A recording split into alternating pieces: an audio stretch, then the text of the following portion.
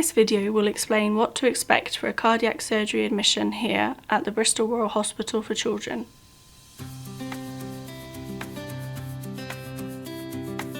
Prior to open heart surgery, it is necessary that every child over the age of 6 months and with teeth present must be deemed dentally fit within 6 months of surgery.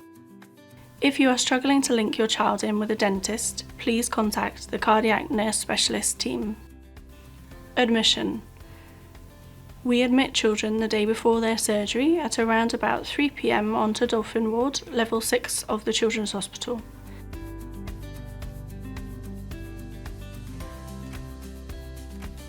There will be a pull-down bed on Dolphin Ward so that one parent can stay overnight with their child the night before surgery. Please remember to bring in your child's medication with you and hand them to a nurse on admission. The ward team will inform you as to which medication may need to be stopped the night before or the morning of surgery. They will also inform you whether your child is listed for the morning or afternoon surgery and advise you when your child needs to have their last meal or feed. Please be aware that it is sometimes necessary to cancel your admission at short notice due to emergency situations, but we will always do our best to avoid this. The evening before surgery, the surgeon will aim to meet and talk you through the procedure and obtain consent. You will also meet with an anaesthetist. For females over the age of 12 who have started their periods, it is trust policy to perform a routine pregnancy test on admission to the ward. Surgery. On the day of surgery, both parents or carers can accompany the patient to the anaesthetic room. When your child is out of theatre, someone from the surgical team or the Paediatric Intensive Care Unit, or PICU, will call and update you.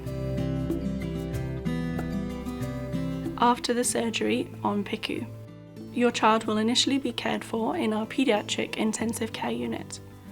Here is what to expect and what is required post-surgery. Your child will have a dressing on their wound which usually stays on for 5 days. They will also have chest drains in place to drain off any excess fluid. They will have other intravenous lines in place for medication and fluids. They will initially be fluid restricted, but this will gradually increase as your child progresses.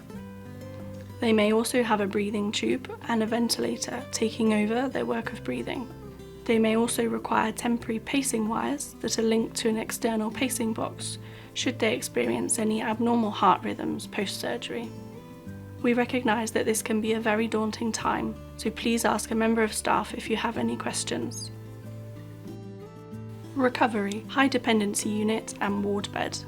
Once your child is off ventilatory support, they will be transferred to the high dependency unit, or HDU, which is within Dolphin Ward on level 6. We usually anticipate children to spend a few days on HDU before stepping down to a ward bed, where they will eventually prepare for discharge. Overnight stay. When your child is on PICU and HDU, there is no pull-down bed for you to sleep next to them. Parents are able to visit their child at any time of the day or night, however the nurses will encourage you to also get some rest. Each bed space in PICU has a telephone, so you can phone at any time to speak with the nurse looking after your child.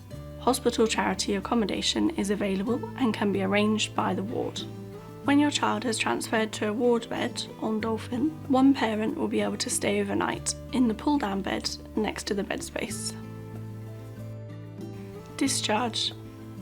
When the patient is ready for discharge home, we will advise on the following: how to pick up your child if they are an infant or a toddler, as to avoid putting strain around their sternal area and wound site. Medication administration. Details of this medication will also be provided in your discharge letter.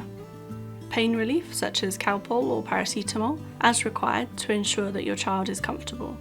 Ensure that the child's wound is kept clean and dry. We recommend avoiding soaking in a bath or a shower until the wound has scabbed over and looks watertight, which can usually take up to 4 to 6 weeks.